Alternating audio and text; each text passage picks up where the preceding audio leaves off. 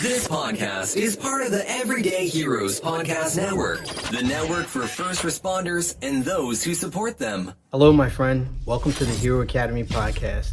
I created this podcast for you if you are a first responder, police officer, fireman, nurse, military personnel.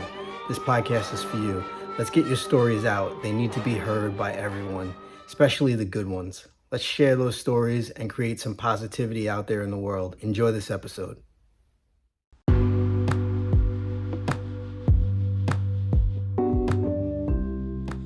Hello, my family, and thank you for joining us for this week's episode of the Hero Academy podcast. If you are a frontline hero, police, fire, EMS, military, or medical professional, then you are in the right place, and this show is definitely for you. This week, I would like to introduce you to our guest, Andy Mendez, who is now a detective, recently promoted from police officer. I think he was a police officer when we recorded this episode. This is episode number 11 of the Hero Academy podcast. Andy Mendez. Enjoy. In this episode, we talk all things video games, all things that, all the gamers out there love. And I know there's a lot of gamers out there. All right, enjoy. I was gonna say, where's all those video games at that you showed me? Oh man. Well, so the main collection I sold. You sold all those old games? Yeah. So what happened was we're buying a house. So I had to sell those. And then what I did was I have all the systems, and then I'm building like arcade one-up machines into like main machines for like multi. And that's going to be my replacement for now. That's pretty cool. Yeah. So for those that don't know you, if you could just introduce yourself, what branch of military were you in? I was in the Marine Corps. Marine Corps. And how long have you been an officer? Probably about 11 years. 11 years. Yeah. 11 years in the police department. What made you join the police department? I always wanted to do it. My uncle did it. It just seems something like, make a little bit of a difference. The best you can. It's tough out. So yeah, just so you know, my audience is primarily military, nurses, firemen, and police. So you and I have worked together for 3 years now. Yep. And one day we had a conversation about video games, and I was like, "Oh, Andy, we got to record this," Yeah. So when I used to work midnights, I used to try to stay on the midnight schedule, and that was my excuse to come home and play video games on my days off. Yeah. So I would stay up until like 2, 3 in the morning, just playing games, just to try and stay on that night schedule, and then I would wake up at like 9 if it was my day off, Yep. A lot of people, did you ever work midnights? So I did a lot of overtime on midnights, but I never actually did it steady. I pretty much just used to play my games. Before I had my son, I pretty much just did the same thing, got home, any kind of downtime. It got harder and harder, obviously, with, more responsibility, but they came out with a lot of different things that kind of helped that out. Like the Switch, you could just turn it on and just play for a minute and then pause it, which really helps, if he goes down for a nap or something. Yeah. That's not what it used to be like when I was a kid. Yep. Let me just go to. So the first system that I had was Atari. I remember it, and it got me hooked. And then the thing that really hooked me in was Nintendo. Yeah. Like that was like when they came out with Nintendo, that was just like another level. Yeah, it was pretty incredible. We used to rent Atari games as when I was a kid. I vaguely remember even having it. And then I got a Nintendo as a kid, like kind of a family thing, because it's one TV, It's like that old boxy TV, you have to wake up before everybody to play it. But that was incredible. I mean, that was Super Mario Brothers your first game? So my first Nintendo game was Super Mario, came with the system. Yep. As a kid, I remember I never even beat it. I would always just get about halfway through until I was a little older. That game seemed to go on forever, right? Crazy is it's such a short game as an adult, but it's still impossible sometimes to actually Yep. finish. I think it would get easier, but sometimes I feel like when I was a kid, like I was more like my reflexes are a little better. Yeah. Um, do you know like how some people are making money from games So yeah, from the gaming industry? yeah. So a lot of the old stuff is cool. People have opened up a lot of stores. At the height of this, which was, I feel like it really hit a height a few years ago to like Yep. maybe 5 years ago, and a lot of retail stores opened up, and anyone who reached out to do that pretty much is making a pretty good profit. But they're hustling because now you got everybody trying to go to the Streaming. sales. They're streaming. They're trying Yep. to get those games. They're at these yard sales an hour before they open up to get these old games. And so as somebody who wants to like casually collect right now, it's very difficult because prices went very high. Yeah, Gary V. Do you know who he is? He talks a Uh, lot about going to garage sales, and he goes on eBay. He checks the prices right at the right, like while he's there, he'll pick up the game, like an old Nintendo game, and he'll know that okay, this game is worth 10 times what they're asking for it. Yeah, it's so hard to find that now, because so many people just know the big titles. There are certain ones out there you might be surprised. When I sold part of my collection, there was a lot of PlayStation 2 games that ended up being worth a couple $100, Wow. which is pretty insane, considering most of them are a couple dollars each, and they're not Now, really sold. how'd you sell them? Just privately? eBay. eBay's good. The problem with eBay for someone who's only selling a few things is they hit you with fees. So charge of the shipping, the fees. When I sold my collection last year, I probably had a couple thousand items. So me and my fiance now basically were just running through, like we had the whole living room full of bags. There was labels printed out, and I got pretty good at it.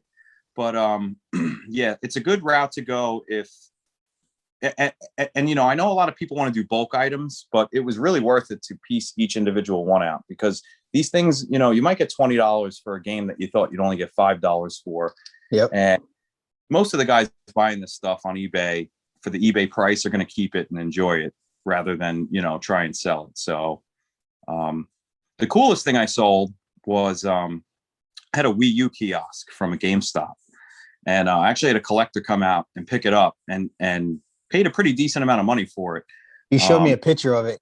When you get a chance, maybe later, or I'll remind you, but send me a picture of you had all those games stacked on the floor and you had it next to that Wii U station. Send me a picture of that. I want to use that. I want to use that picture. Yeah, it's a good picture. I wish I could have held on to everything, but like everybody else, things come up in life. Yep. And maybe one day when things plane out a little bit, I'll get the favorites back. And until then, I'm all emulation and just getting these arcade machines going just for my son's room. So you mentioned to me about Twitch. Like I still don't know a lot about Twitch. Do you have any experience with Twitch, or do you know a little bit about it? I'm a big subscriber to a lot of channels. Twitch is great. Like it kind of enables you to, if you have the time, that's what it is. Like I can stream, and maybe get a few viewers, but it's really about putting out constant content. So if you do that for a living almost, or you have the time, you can really grow an audience on there. And when you hit a certain point, I mean, it really does act as income. I mean, some of these guys are really bringing in money, but there's a lot of little guys out there who are doing okay themselves too. It's just about being entertaining and just enjoying yourself. When you're not enjoying yourself, I think the audience can feel that. And those are the guys who might not, or girls that might not make it, So the ones who do the best are probably comedic, right? They're like very funny. Yeah, they're either comedic or they have a personality that's like fun to listen to. They're informative, or even if they're not the best at the game, they're okay. And they kind of just, they know what the audience is thinking, and they know when to talk about it for them, because they're kind of watching. So you're in charge of kind of figuring out like, what is everybody thinking? What's on their mind? And then also regulating that chat, which is like, dismissing people who are saying things inappropriate and trying to focus on people who watch you and respond to them, so they're excited to be in the room. That sounds like a lot. That sounds like a lot to manage and keep track of, and like Yeah. it sounds like you need an assistant watching the monitor almost. Yeah, you need moderators, people just A assigned moderator. us that are semi, even subscribers that can moderate for you. And there's always a little bit more to things than they seem. When you pop that channel on and you're watching, you're like, oh, this is cool. Maybe your mom or dad might be like, oh, I'm just playing it. He's just playing a game, or he's just it's a little more to it. Even as an adult, it's hard to, put out that kind of content. And a lot of these guys or girls have other jobs, and it's a lot of work. It comes down to consistency. So like if you did a stream every day at the same hour, which is tough for us because we work shifts. So it's like really, really extremely hard for us to say, okay, every night at 7:30, I'm streaming, but it's tough for us because we don't know if we're going to get held up at work or even the following week, we're going to be on a different tour, different shift. So it's hard to have a steady. You got to think about it. Like if you were going to watch a show that, obviously everything comes out instantaneously now, but if you were going to watch a show and every week they said Wednesday at 7, this show is going to come on, to get excited and to move your schedule. If you turn around as a streamer and you're like, hey, I'm going to be on Wednesday and then I'll let you know whenever I figure it out. You're going to have some people tune in, but you're not going to retain that audience and you're not going to grow an audience like that either. No. You need a steady schedule. There's a lot of factors, you gotta, and you can pre-record and put it up, but there's something about when you're live and interacting that people like to watch, and I get it too. A lot of people say, why is everyone just watching people play? Why don't you play? I'm like, because it's mentally taxing to play a game sometimes and you just want to relax. It's like, why are you watching a show? Why don't you just go act the show out yourself? Like, no, sometimes people just want to watch and be entertained. It's like why you listen to the radio. It's a piece of entertainment. That's what a lot of people don't get. It's not you having to do it. I personally, I'm not crazy. Like I like joining group games, but I prefer third person action games. Like Batman, Spider-Man, I played twice. A lot of people don't know that I'm a gamer, especially during the lockdown. Like when I was home for 2 weeks because I had to be quarantined, I played Spider-Man. I killed it, Yep. And go ahead. There's just so much to it. And,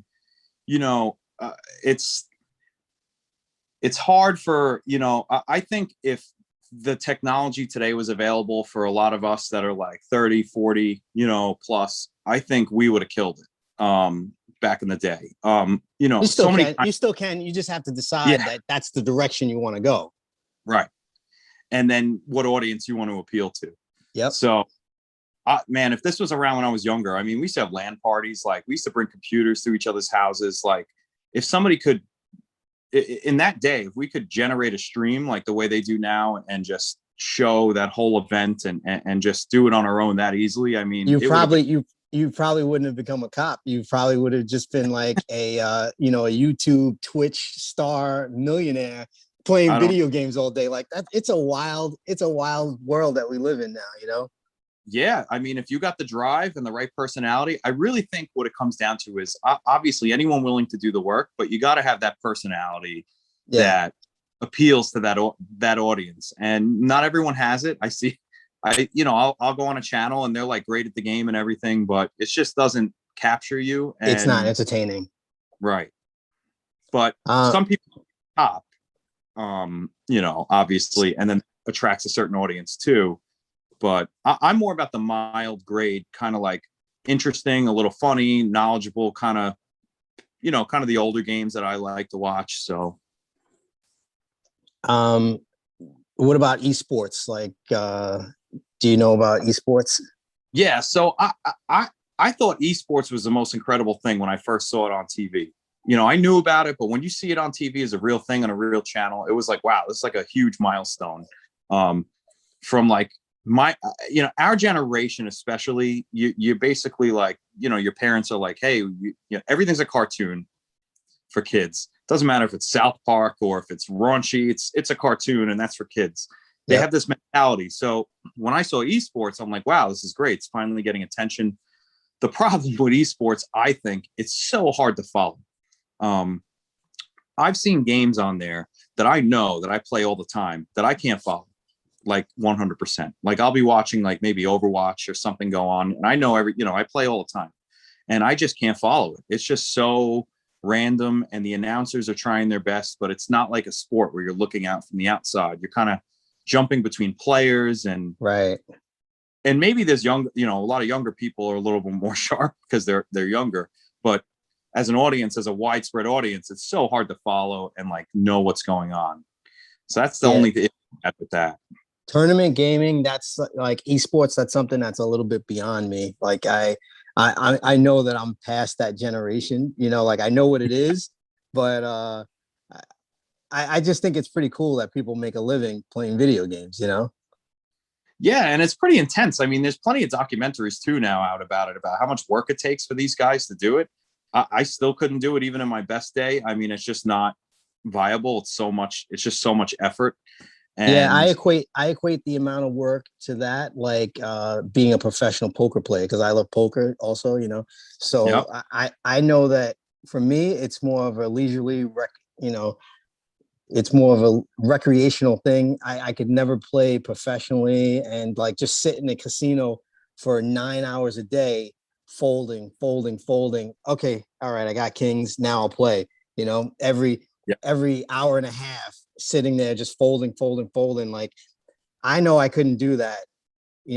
I would love to play in the World Series of Poker one day. Win my seat, or the WPT, be on television and win my seat that way. But I just know that the amount of work it takes to, like, you have to like really, really put in the hours, you have to study, you have to get a coach. And it's the same thing with esports. Like you have to put in the hours and hours and hours of gaming. Yeah. And that's what it is. Like I can be moderately, to me, in the overall world of things, I'm moderately versed in things. Obviously there's a lot of people not into it that would, turn around to me and be like, oh, you're a computer genius. It's like, no, I just grew up with it. I can't do somebody who dedicated their whole life to do. I can't do what they do. I can't, just like anything else. Like you can be really good at something, but just you're not going to be a pro in the Olympics. It's one of those things that's exciting to watch. You watch other people, same thing with the streaming. It's entertaining. They're good at it. They do it all the time. They have the time to do it. And it's exciting to watch because you get to see kind of that other people do what you haven't done. And I don't know. I think it's just I think one of the best forms of entertainment. It's interactive. You can talk to the people, you can donate and just be part of the whole. You can be part of the experience rather than just watching a sport where you can't really, you watch it and it's over. There's no like personable effect to it. Another way that say you're a police officer or you're a nurse or you're a fireman, another way that you could profit off of your gaming, you could just blog about it. You could have a video blog. You could have you could almost be like a game journalist, Yeah. Like there's just so many different sides and angles to it. You don't have to be a player necessarily. Right. You can just be interested in it. And, like I'm sure like just not to compare all the time to sports, but I'm pretty sure that most people writing a lot of these articles and reviewing and talking about it in the morning never played more than up to college. And they're good writers, though.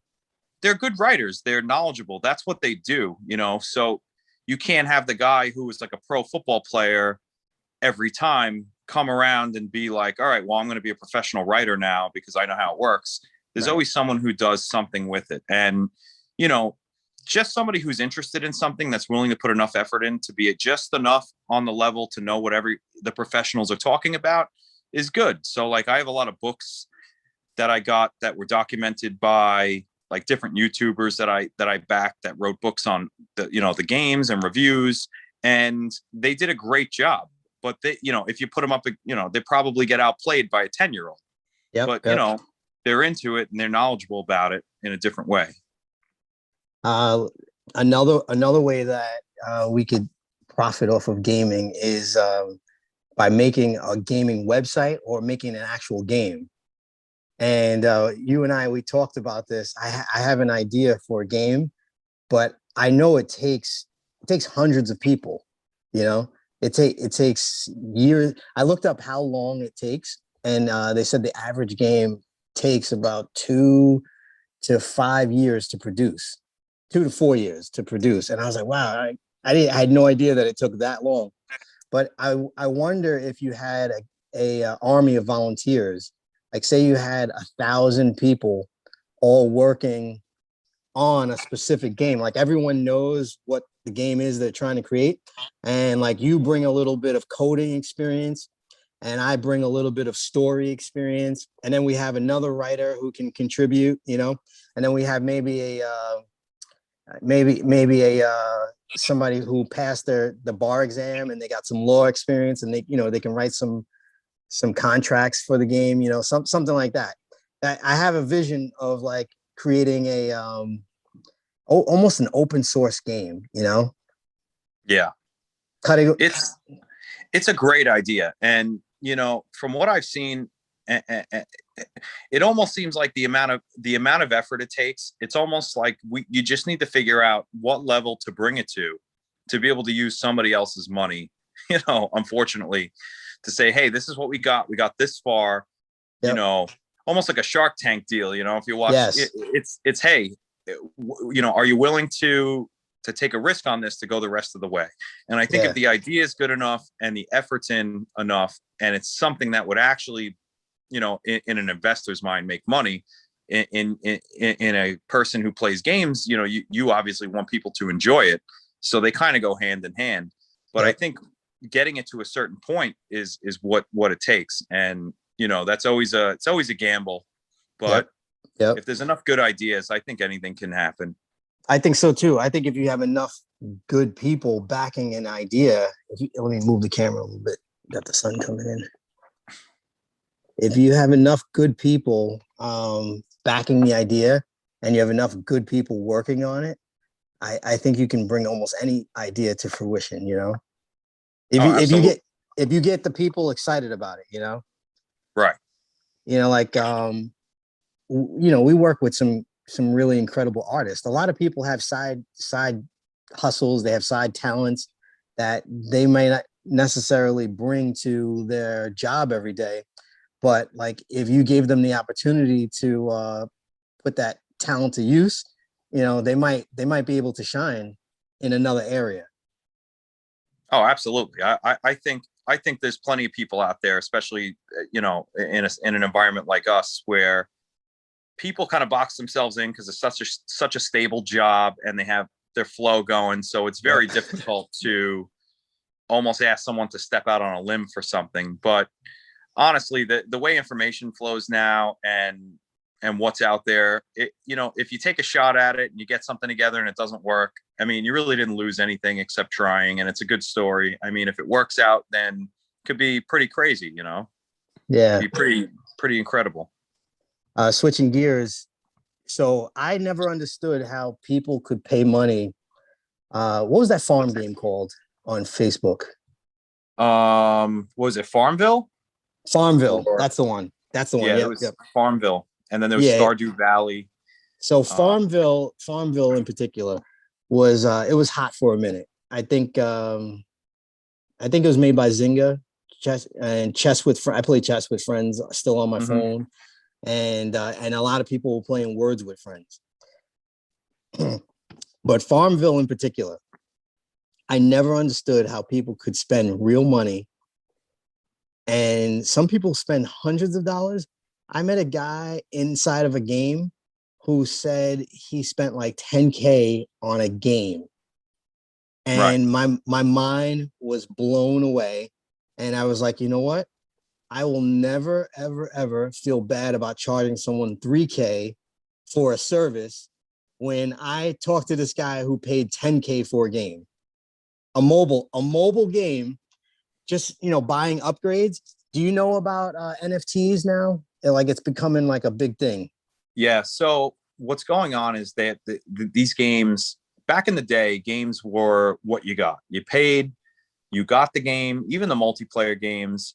And what these bigger companies realized was they were like, all right, our investors want to see growth. So we're so big already. We're making so much money. How do we make even more money?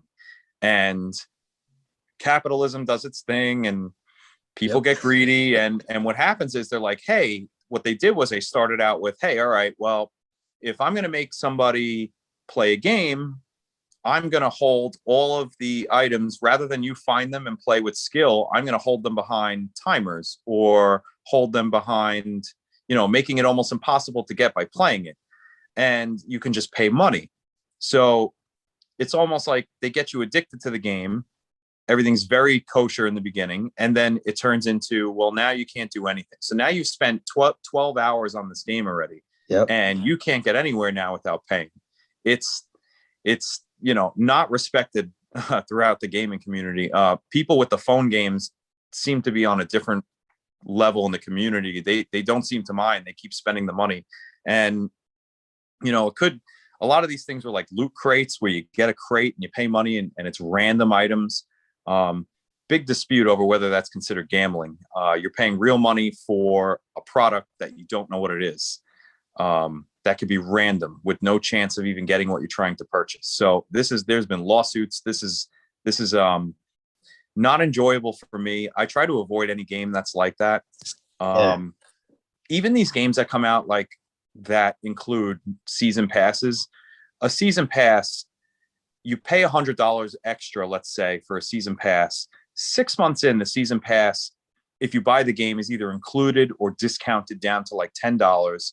And then the content that comes with it is usually like not much at all. So I really feel like the industry, people making the games is one thing, and then the corporate version or side of it is ripping people off. They're starting to nickel and dime. So they do these little micro transactions where it costs, if you want to upgrade your whatever it is that you're trying to upgrade, it only costs $2.99, $3.99, and you keep doing these little micro transactions, and next thing you know, you've spent hundreds of dollars. Right. And it's taking advantage of people because a lot of times, let's say you have Fortnite and you're trying to purchase V-Bucks, and who's playing Fortnite? I'm 30 some years old. I'll play Fortnite, but I know I'm not going to spend $80. I mean, maybe there's adults who are doing it. It's the kids going to their parents. There are. It's the concerning part is the kids. They go to their parents and they're like, hey, I need more V-Bucks. And the parents are spending like 20 here, 40 here, and they don't even know what they're buying. And the kids don't have any concept of it. I just feel like they're really taking advantage cost wise of what the content they're putting out. And, it's legal if people want to purchase it, but I think it kind of needs to be, there needs to be some morals in the, in that world when you're marketing things to kids. Yeah, I agree. Yeah. I think if you put a toy out in the store that parents could kind of wrap their head around that did something similar, like, the toy stopped working, we got to put another $5 in it. Like, I think parents would be like, yeah, we're not buying this. Nobody would buy it. But it's hidden in this like electronic world that's not real. And the corporate market is literally playing all these parents and all these people. They're just playing them and lying to them. And it's wild. It really is wild. It blows my mind. Just going back to that guy, like I could not believe that he spent over 10. And then I asked him, I'm like, you must be rolling in money. He made less than six figures. He made less than six figures a year. And he worked overseas. I forgot what he did. Something for like an oil company. And he said he spent like over 10K. He had to stop playing because he was finding himself too addicted to the game. And that's a real thing that a lot of people don't get, like game addiction, and and I know that I have an addictive personality, and that's why I don't do any drugs, because I know that I would I would be like a raging cokehead. Yeah, it's crazy. I think what happens is, if anyone, certain games are, it's one thing if a game like World of Warcraft is I used to play that for years. I It was heard a that ton was of one fun. of the most addictive games out. So it was, and especially as a kid, and it was fine. I paid per month as one fee, but for some reason for me, I feel like it was different. Like I paid a fee, it was like $20 a month, and I got unlimited access to this game, which was like $600 worth of game. I mean, the amount of time I got to put into it, but it was addicting, but it wasn't like draining my wallet. Right. It drained my time, but I enjoyed it. I played with friends. We talked. Right. We Right. it created excitement, conversation. And it becomes a social thing too.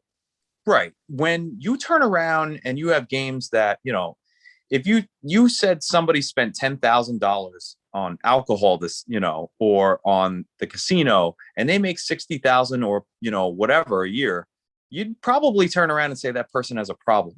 Like, dude, you have a little bit of a problem. Right. Like something's going on there that's Right. maybe not well balanced for an individual to live like. And I think that because it's a video game, that I'm telling you that these companies are taking advantage of still so many people out there with this stigma that it's a kid's toy and nobody cares. And this is what everybody does. And I'm like, yeah, it's great. But how great would it be if that company made no money from doing that, then put a game out for $60 that you never had to spend a dime on again, that was complete, that you could play just as much. And I think we're just being taken advantage of in such a scientific way. I mean, they have people just researching this, how to do this.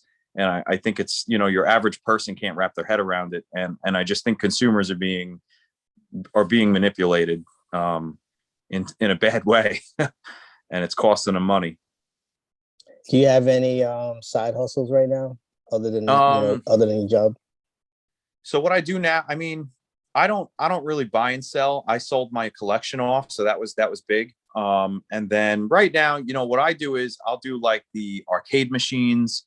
So like if someone wants one, like a friend or something, I don't mind doing it. It's not as profitable. You'll find one, and then you'll be like the middleman. Yeah, I'll just find one. I'll kind of like do the whole thing for them and just, whatever it costs me to do, I'll just give it to them. It's so hard to make money now. Even when I used to build computers, it used to be profitable when I was younger.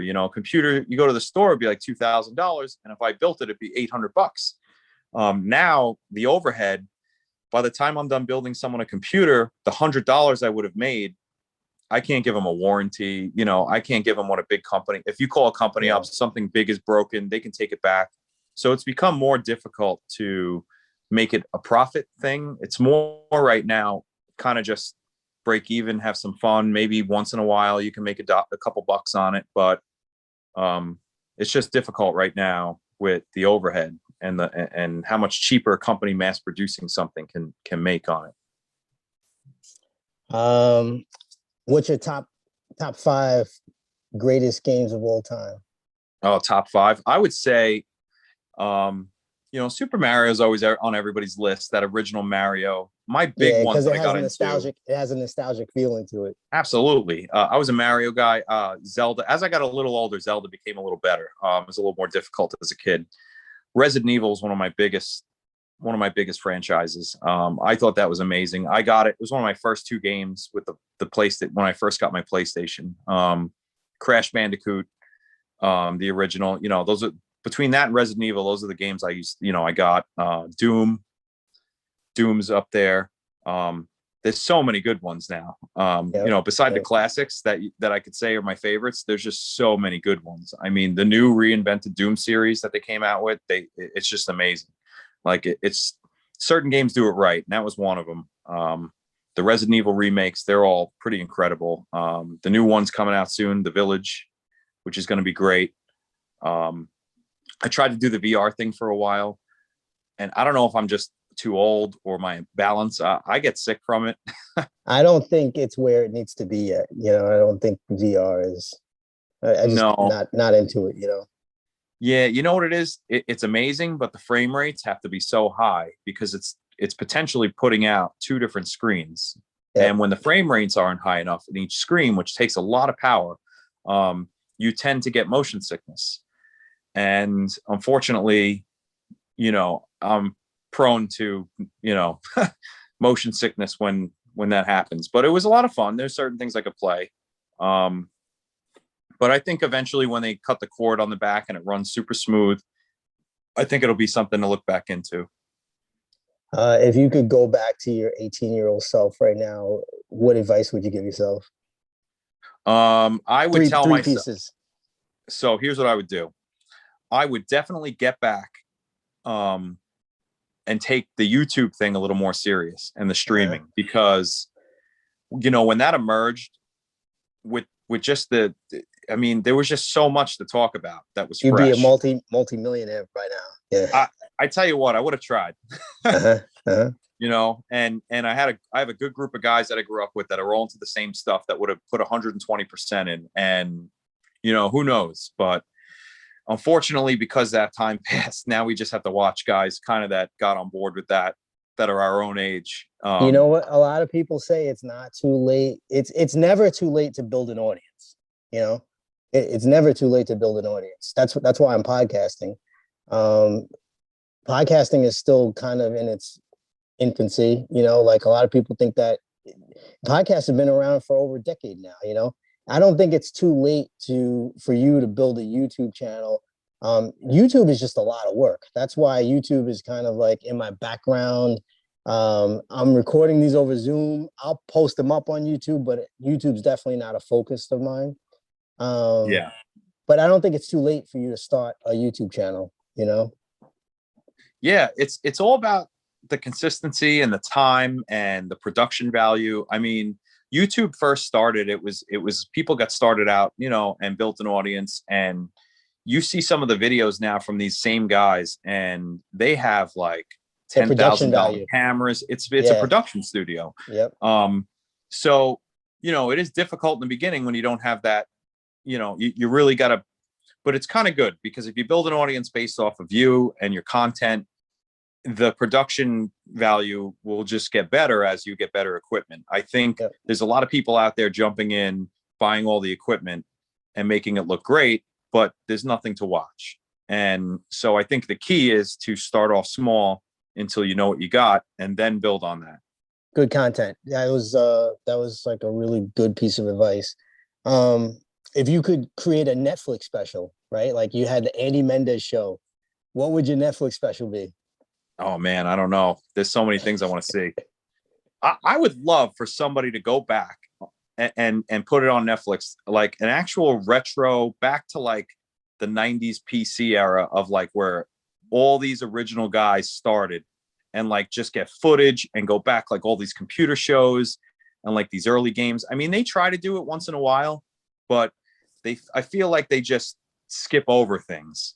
They have a 90s or 2000s. They have like some kind of docu-series like that already. Yeah, it'd be nice to get somebody who would dive right into like just that whole section of like PC gaming, like early PC gaming, like, and just really get into detail, because I really feel like early 90s, early 2000s, that's where all this started. These are the guys who kind of like paved the way for this with building computers and LAN parties and these big giant 20-pound computers and screens, dragging them all over the place. And they're really the ones who said, you know what, I don't want to drag my computer around anymore, like, and pushed for this, you know, multi-gaming, like internet, you know, just like streaming. They're the ones who really paved the way. And I think that's worth a better look, maybe by somebody who could produce it, that's maybe done it, instead of just somebody who's documenting it. The PlayStation 5, I'm actually surprised that they came out with such a large unit. I don't have a PlayStation 5 yet. I still have a PlayStation 4. I barely play it now because I'm so busy, you know, doing other stuff, but right. trying to build a business. But I'm surprised they came out with a unit, because everything is going streaming, you know, like you don't really need a huge memory anymore.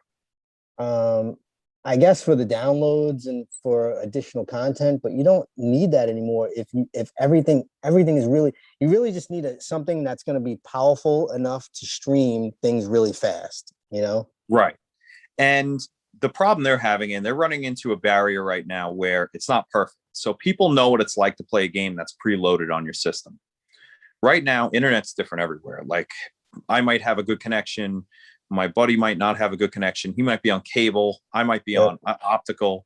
And their servers also have to be able to put out the same. And what happens is gamers right now, these games are running at such high frame rates and they're so smooth and everything is so intense that even if you have such a good service with the type of internet and streaming available now, when you put that game on, I know when it's being streamed. Like I've used some of these services to play games and stream them. You know, if you play games all the time, that's not on your system. That there's just slight delay and slight offset from like the real deal.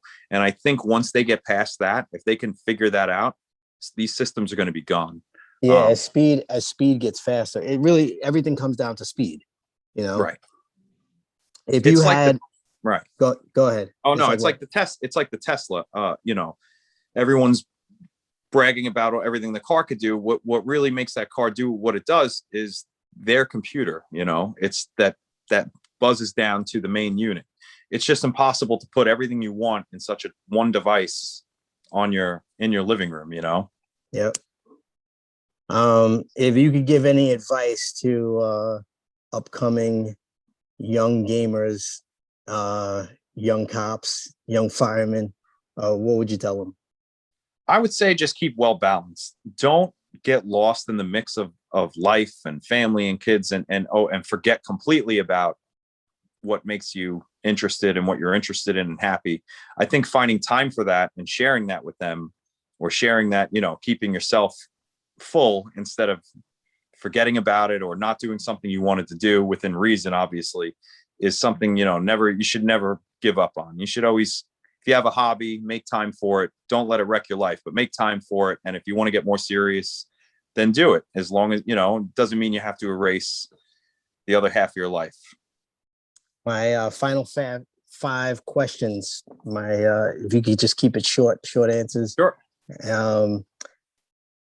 What does being a hero mean to you? Like, what's your definition of that? For me, I think, in terms of my son, I think be somebody that, like, when you think about your parents, you think they're like the best or not, maybe not everybody, but you think like they're at another level than every other person in the world. I think being like that to your kids would, is my definition of what the closest someone could think about you as a hero.